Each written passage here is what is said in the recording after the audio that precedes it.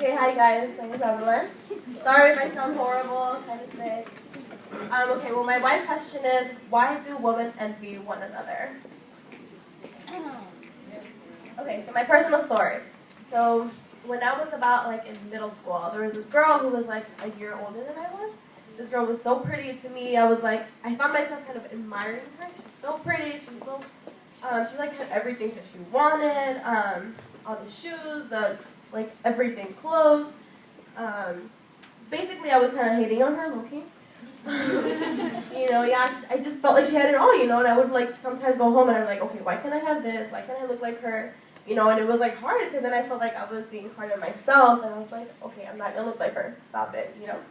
But I was like making myself feel bad because I wanted to look like someone that I was not gonna be like. And I felt like she had it all, And then one day I went on Facebook and she posted something, and it was a picture of a little girl and her dad. And I found out that it was her father and her when she was young. And then I read the caption, and it really broke my heart, and it said, I'd give anything in the world to have my father back, R.I.P. So that kind of broke my heart, and I thought about my relationship with my dad, and I'm like the biggest daddy's girl ever, and I wouldn't trade that for the world. And that's when I realized I have something that she doesn't, and it's not material. So when I realized, like, instead of like me hating on her and like trying to be like her, empower her and be like, hey, like you're beautiful, like I told her that all the time. But like realizing what you have and that everyone has different flaws. And you just have to come to terms with your own flaws and be happy with who you are.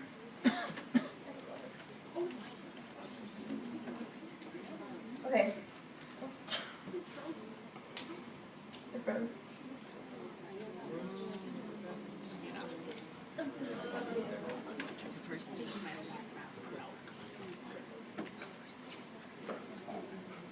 Okay.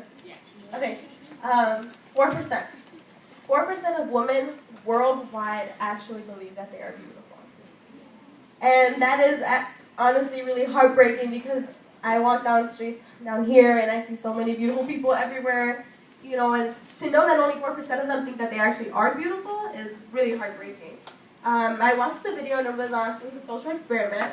This guy in California was pretending to be an interviewer for like cosmetics or something, and he would go up to random women, and the first question he would ask, he asked, do you find it difficult to be a beautiful person?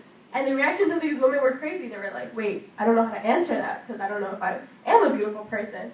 And just like looking at their reactions and knowing that they do not consider themselves to be beautiful was pretty sad. And then he asked, okay, so for women who don't think they're beautiful, what's your advice?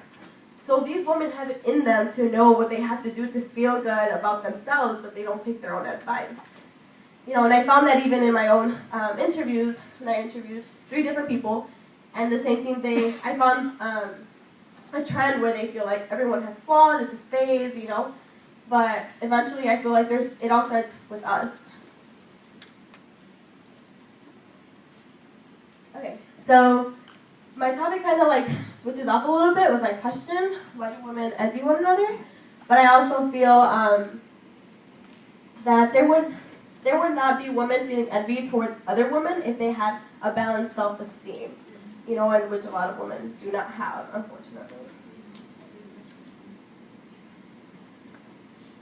Okay, so I did a little bit of research, and there was an article called Cycle of Envy, pretty much just explaining how women go through this at some point in their life, and some people don't know how to live with it. And then also cosmetology and plastic surgery. So there's like a high demand in the U.S. with women who want to enhance their futures, like a nose job, breast implants, things like that to enhance what they look like. And sometimes it's hard to know, like, okay, are they doing it for themselves to feel better about themselves, or are they doing it to please the eyes of society?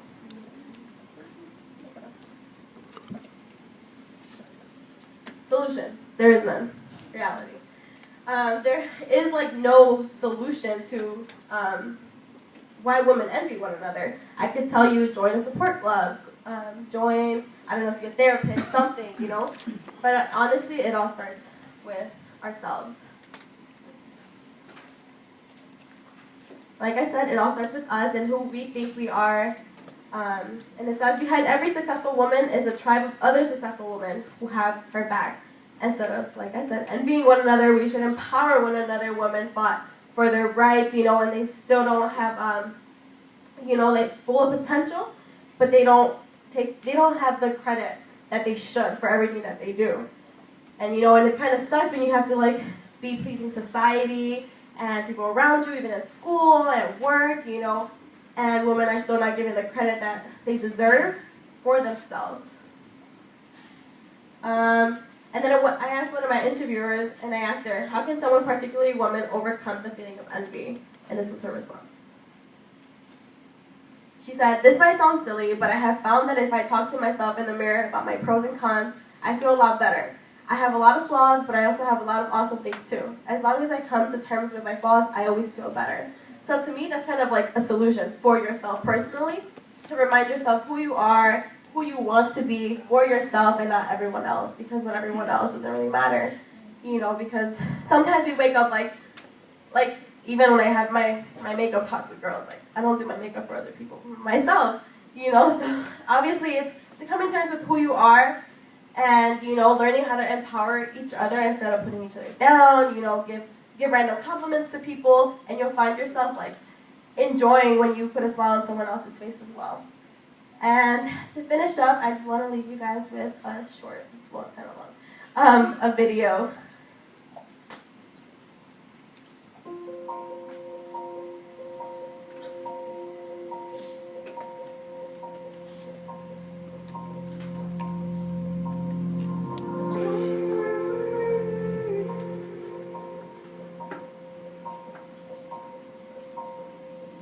You are beautiful. You are smart. You are funny. You are kind. You are unique. You are worthy of love and affection. You are never too much, and you are always enough. You are precious. You are a diamond, a rose, a pearl, the most stunning of all God's creation. You are worth more than you could ever imagine. Worth more than the numbers on the scale, or the hair product you use, or the shoes you wear. More than how many girls wish they were you, or how many guys wish they had you. More than the price tags on your clothes, or the percentage at the top of your math test, or even the number of followers you have on Twitter. Your worth surpasses all earthly things, because in the eyes of the Lord God, you are loved, and you are worth dying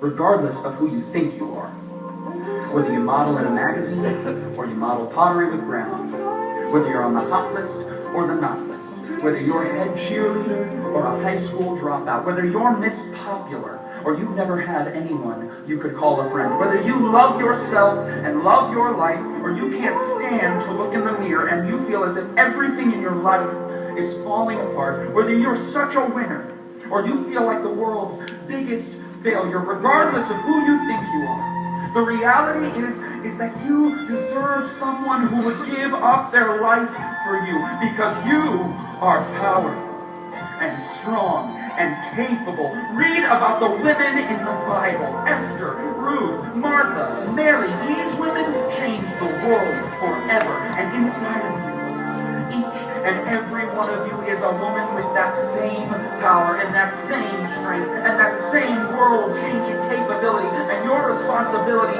is to find that woman and to set that woman free. This is who you are. And any voices in your mind that try and tell you differently are from the enemy.